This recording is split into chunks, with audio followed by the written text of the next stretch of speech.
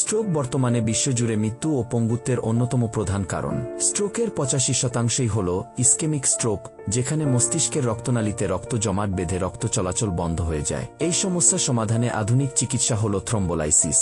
এখানে শিরার মাধ্যমে বিশেষ ওষুধ দিয়ে রক্তনালীতে জমাট বাঁধা রক্ত গলিয়ে ফেলা হয় এবং দ্রুত রক্ত চলাচল স্বাভাবিক করা হয়। থ্রম্বোলাইসিস কেন গুরুত্বপূর্ণ? ইসকেমিক স্ট্রোকের চিকিৎসা এ সময় হল সবচেয়ে গুরুত্বপূর্ণ বিষয়। স্ট্রোক হওয়ার প্রথম 4.5 ঘণ্টাকে সোনালী সময় বলা হয়, যেহেতু মস্তিষ্কের প্রতিটি কোষের বেঁচে থাকার জন্য রক্ত সরবরাহ অপরিহার্য।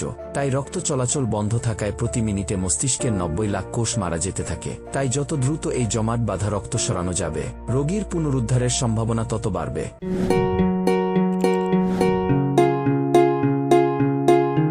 থ্রম্বোলাইসিসের সোনালী জানালা। থ্রম্বোলাইসিস চিকিৎসার প্রধান সীমাবদ্ধতা হল এর প্রয়োগের সময়কাল।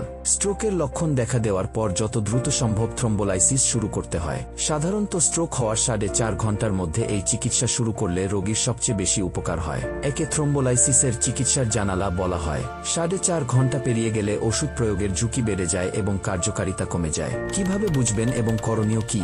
স্ট্রোক চিনতে মনে রাখুন: বিফাস্ট, ব্যালেন্স, ভারসাম্য হারানো; আইস, ঝাপসা দৃষ্টি; ফেস, মুখ বেঁকে যাওয়া; আরমস, হাত বা পা অবশ হওয়া; স্পিস, কথা জড়িয়ে যাওয়া; টাইম, সময় নষ্ট না করে দ্রুত হাসপাতালে নেওয়া। দ্রুত চিকিৎসা শুরু করা গেলে থ্রম্বোলাইসিস পদ্ধতি রোগীর পঙ্গুত্ব দূর করতে পারে, এমনকি সম্পূর্ণ স্বাভাবিক জীবনে ফিরে আসাও সম্ভব হতে পারে। তাই স্ট্রোকের লক্ষণ দেখামাত্রই 1 মুহূর্ত দেরি না করে জরুরি বিভাগে যোগাযোগ করুন।